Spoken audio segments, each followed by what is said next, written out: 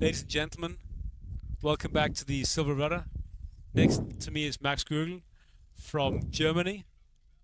Some of you may recognize him from the Silverrudder. He stood on the stage winning the first Silverrudder, the first place in the Silverrudder. How many times, Max? 2 times. And I think the first time was 2022, I think. Yeah. And what boats did you race and win the Silverrudder in?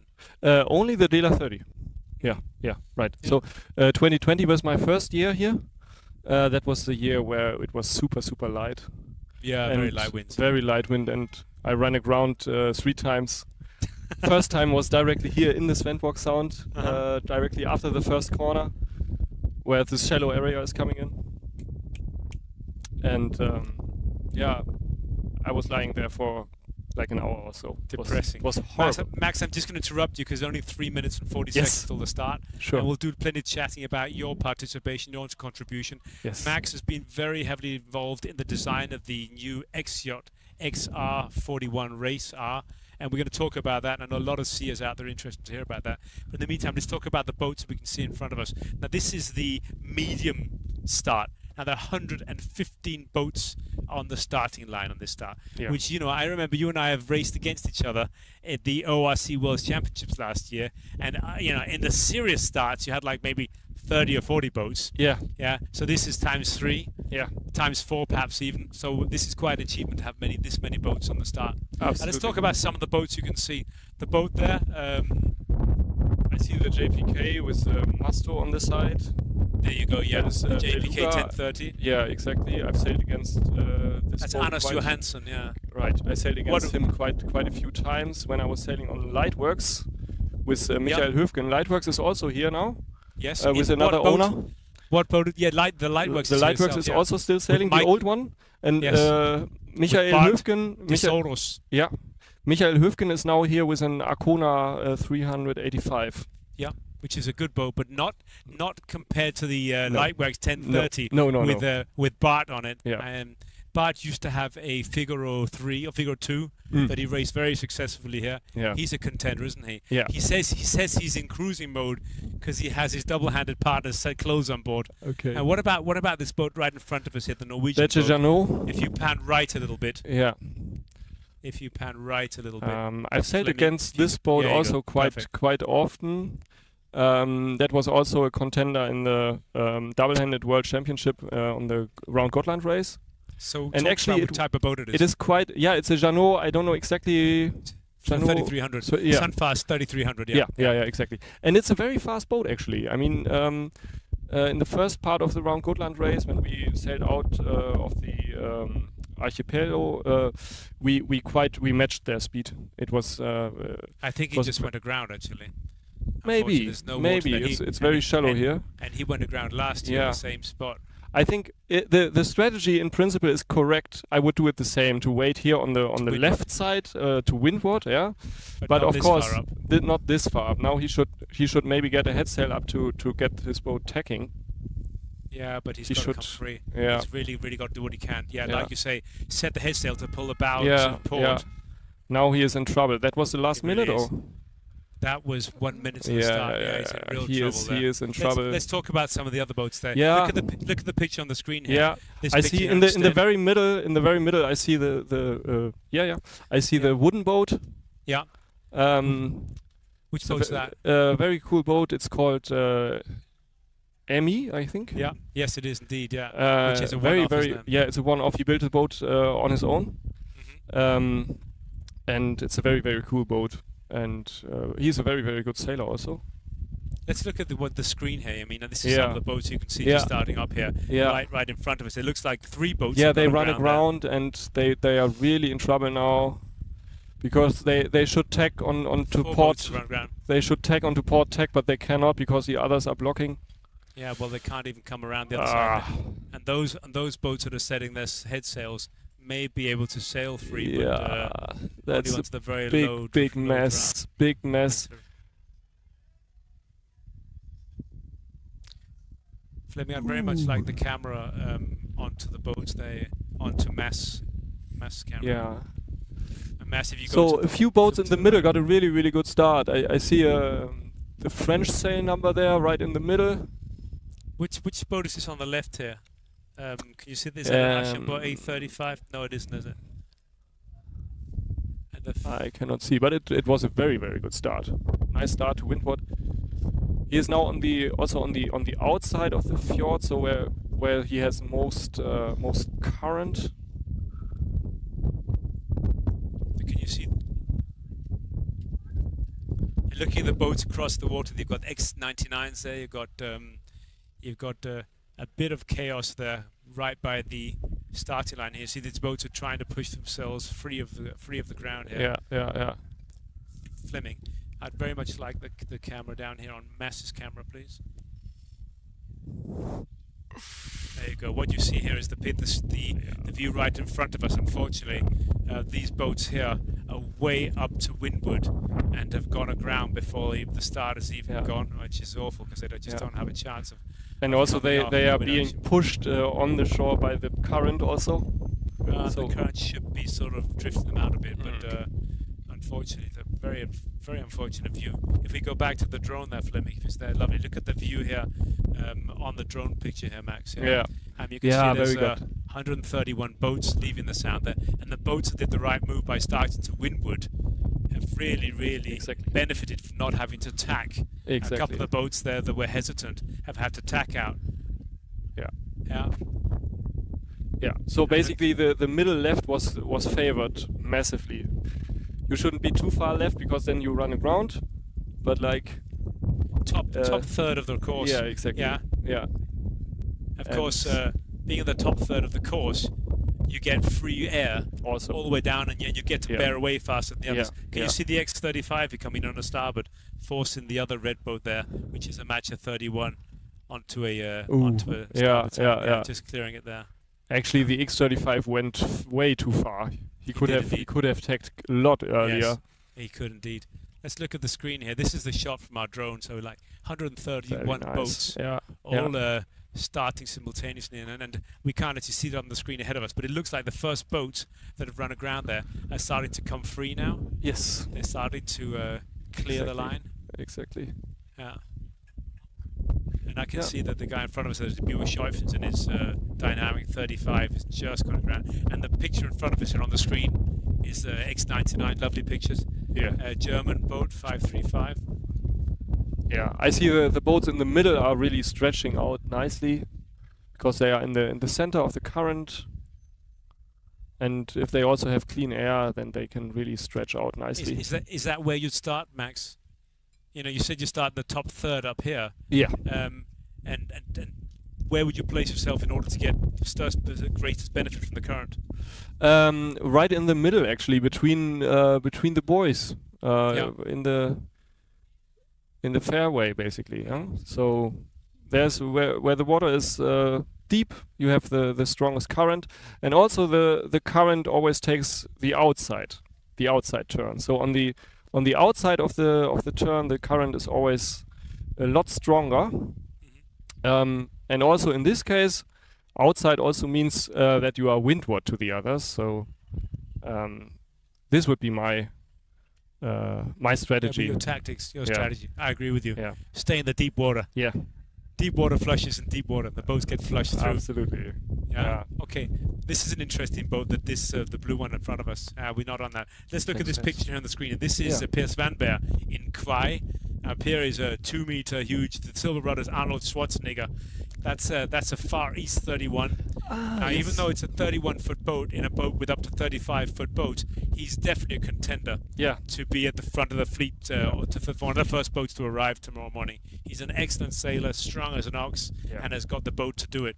Now, if he gets a little bit of slack of his sheets going on the east coast of Funen with a big masthead A3 or A2, he'll be roaring along. We'll give him hope to see him. He was here a couple of years ago, and really, really unfortunately, he actually broke one of his spreaders as he was tightening his rig. So he didn't even get to start, and he drove all the way from Stockholm with his boat with us. So, but going back to the picture on the screen there, what you've got is the drone picture with, that's the head of the medium start with 115 boats in it. Yeah, and you can see that all these boats are keeping quite in the center of the Svenborg Sound,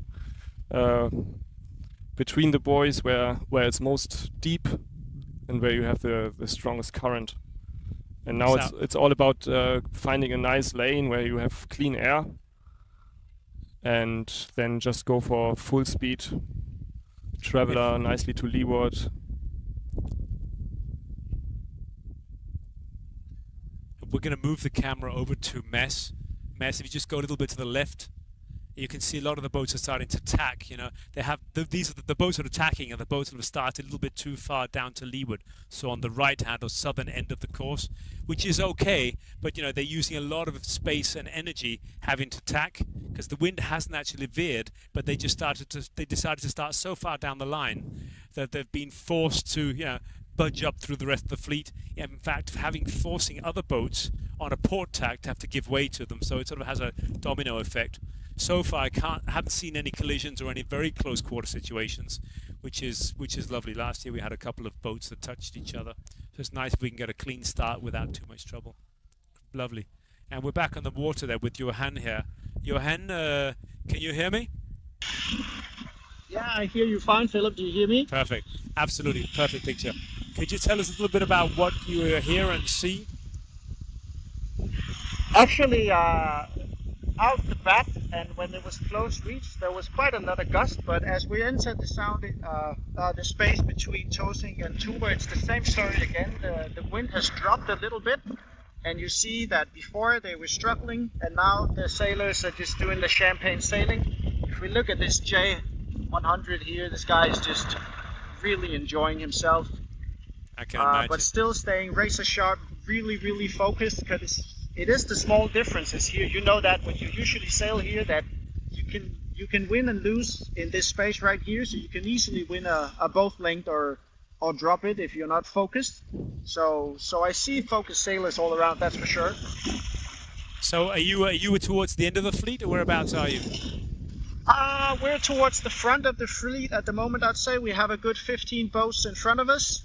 We can just get Petra to film it here as well. Yeah. You have a nice drone shot there, and it's a magnificent view down through the fleet. 115 boats, a little bit of a chaotic start from our point of view as well, but it seems that most of them has gotten away nicely now, and now it's just, all the way around Sweden. I see unfortunately, we have... Go on. Yeah. You continue. I see quite a lot of X99s in this start as well. Do you remember how many we have starting this year? We have 15 X99 starting this year. So that's also a race within a race almost. Oh, that's very exciting to see. Absolutely. It's amazing to see so many one design boats at the same start. I mean, that in itself is just a huge sign of success that we enjoy here. Now, who's this X99 that you're following? It's a green one, isn't it? Yeah. The one we're following at the moment, let's try to follow this boat. This is a Danish gentleman. That's Søren Schön. He's from Fåborg. Yeah, he's from Fåborg. He's a local guy. You can go up alongside him and say hi. Yeah, we'll go up alongside him. He knows these waters very well, and as a local guy, he knows exactly what he's doing. And he's raced a Silverrudder. I think this is third or fourth time. He's had that boat quite some time now. Yeah, we also see he's quite relaxed about it, having cigarettes, sailing, enjoying his day. That's very nice. And he's what head sail is he carrying, Johan? Yeah, I would say he's using the Genera right now, and it's going quite good for him. What's the boat just ahead of him on his starboard side? That would definitely be the sail to pick at the moment. What's the boat just ahead of him on the starboard side? Yeah, we'll side sail a little bit closer. I said, what's the boat just ahead of him on the starboard side? Oh, the boat just ahead of him on starboard side is also an X-Yacht. That's an X332. Magnificent boat as well. It's going to be interesting to see how that fares. Yeah. But actually the boats, yes, as you know also, the wind shifts quite a bit here. So one minute they're very close reached, and the next minute it's more of a long reach. So it's changing all the time for the guys here. They have to adjust the sails all the time as they go through here, because the wind is changing direction and force at all times here. Yeah, it's quite gusty, isn't it? We can tell that some of the boats are having to tack here, and some of the other boats, you know, are slacking on sheets a bit, getting a bit more speed as they go down the sound. Great. Yeah, see, the first boats in the medium class, if we try to film that, is just gone around now and are sailing out of the sound and are definitely actually able to bear it on the port tack. It doesn't look like they have to tack, which is very nice for them. If they stay to leeward, I guess some of the people are having some trouble. Some of the contestants, if they start too far to leeward, they'll have to tack. Yeah, that's right. Yeah. Okay, Fleming, thanks a lot. Let's just move us back to Mads, the camera. I'd like to film what's going on here at the starting line. Mads, I'd like you to film down on Ola Pitta, who's unfortunately has gone aground just in front of the starting line. Now, unfortunately, Ola Pitta actually sailed all the way down from Norway, and last year he did pretty much the same, went aground, and he's a very experienced sailor. I must say that perhaps we've put the yellow windward mark a bit too far, a bit too close to land, because I'm a bit really concerned at the thought of the big boats when they come in here. They can't just roll their boats off like some of these boats have. At the moment, he's rolling his boat to and fro from side to side to try and deepen the mud or the sand that he's got below the keel in order to free the boat. It's a good tactic, and it sort of tells a little bit about how an experienced sailor he is. Some people would just start their engines in reverse, but when you've sailed, you know, several hundred miles to get here, you don't just quit. If you just zoom out of it, pan out a bit, and look at some of the boats that are lining up in the large class. In the meantime, I'd like to talk to Max next to me. Max, you've been involved in the design of the new yacht, the XR41. Tell us about your involvement. Yeah, so basically the job was to come up with a design that is fun to sail, that is quick, but also that performs very strong in ORC. And so, yeah, myself and also my colleague Kasper Nielsen, we came into the team to kind of take care of the ORC part of it. And yeah, we developed a workflow and optimization scheme to come up with a hull shape that is a lot that makes a lot fun to sail, but is also very fast, and also of course with respect to the ORC rating.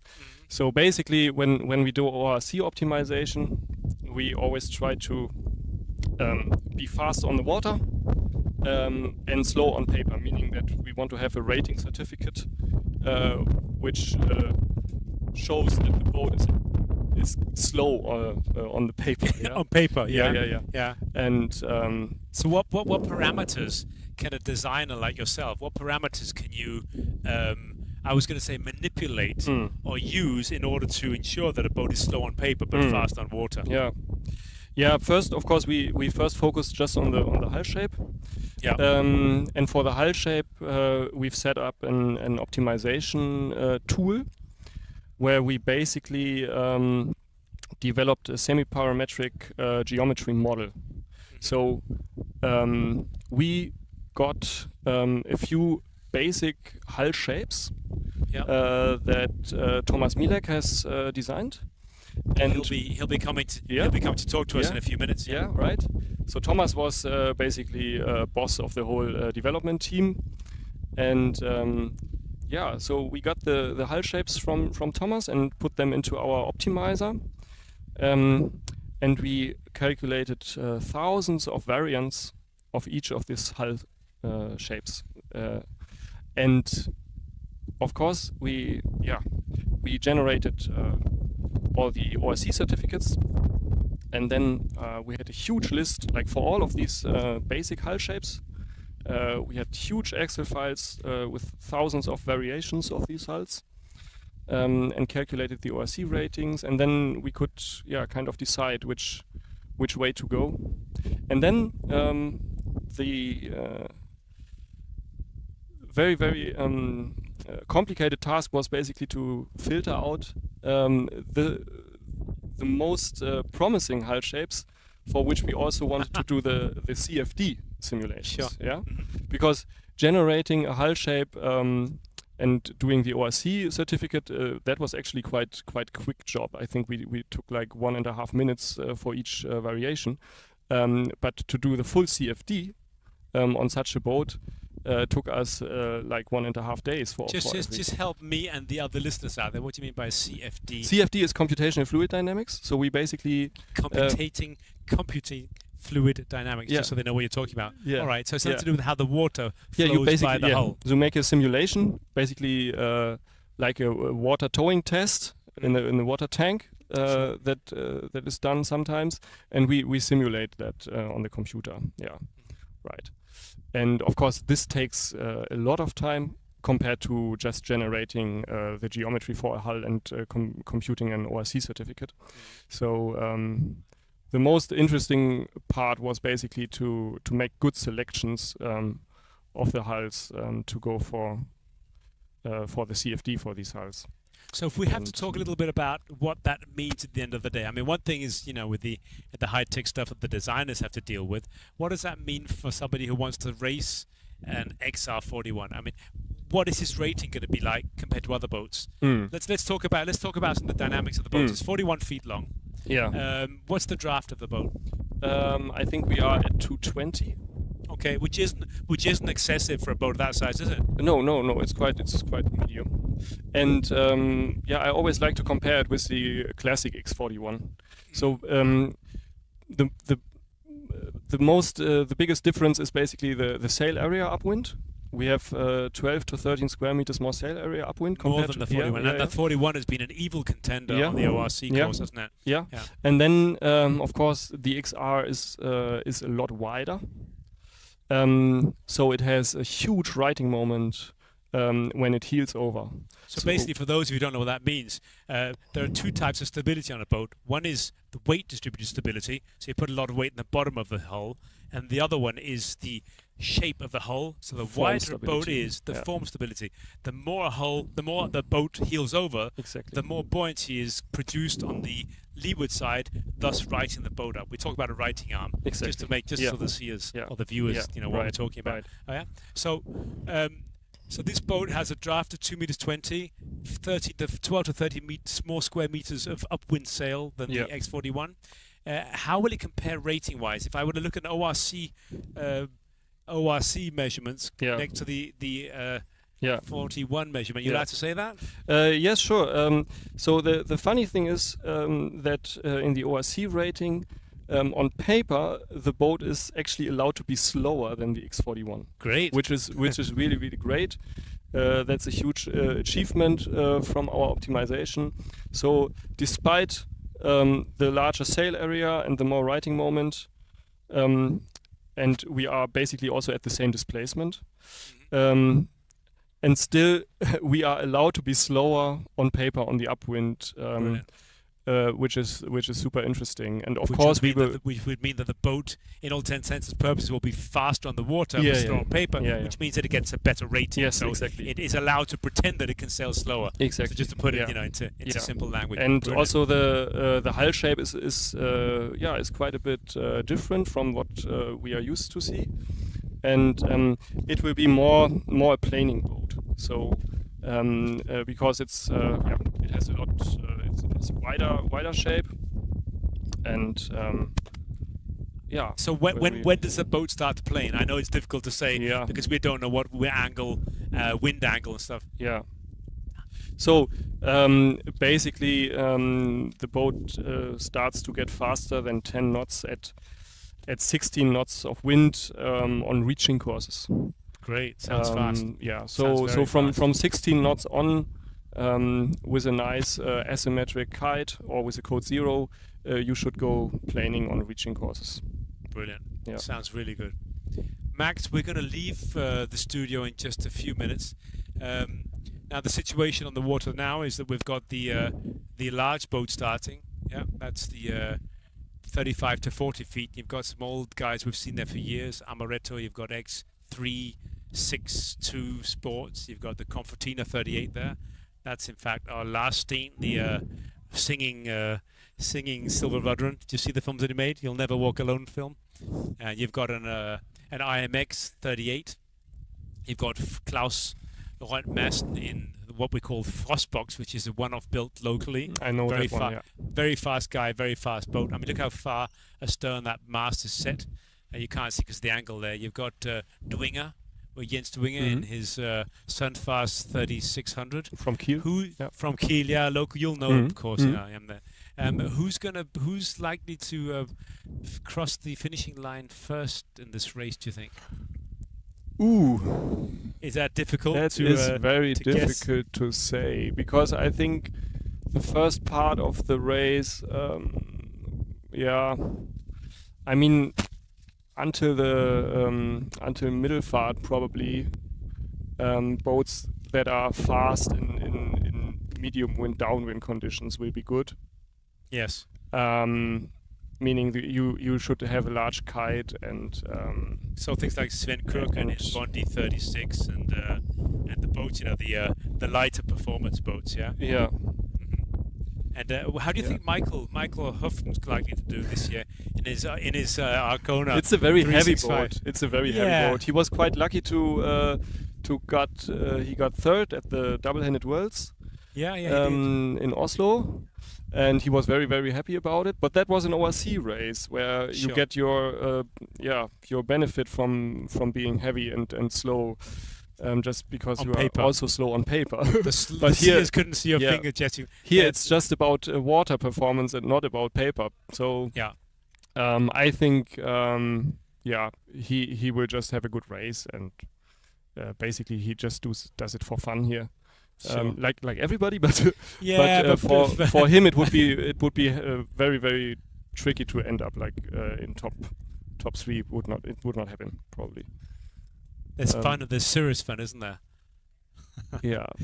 Max, I want to thank you very much for coming and talking to us. Thanks for enlightening us all on the progress of the XR41. Do you think they'll let you race it next year? We will see. That would be cool, wouldn't it? That would be cool, yes. You designed it, you get to race it. I'll have to talk to Krijn. Well, Max, thanks for coming to the studio. Thanks for helping us out here. Thanks. Ladies and gentlemen, we're going to be going offline for a few minutes, and when we come back in just 3 or 4 minutes' time, we'll be starting the 35 to 40-foot boats in absolutely magnificent sunny weather, 10, 12 knots of wind. The current's still with us. See you there.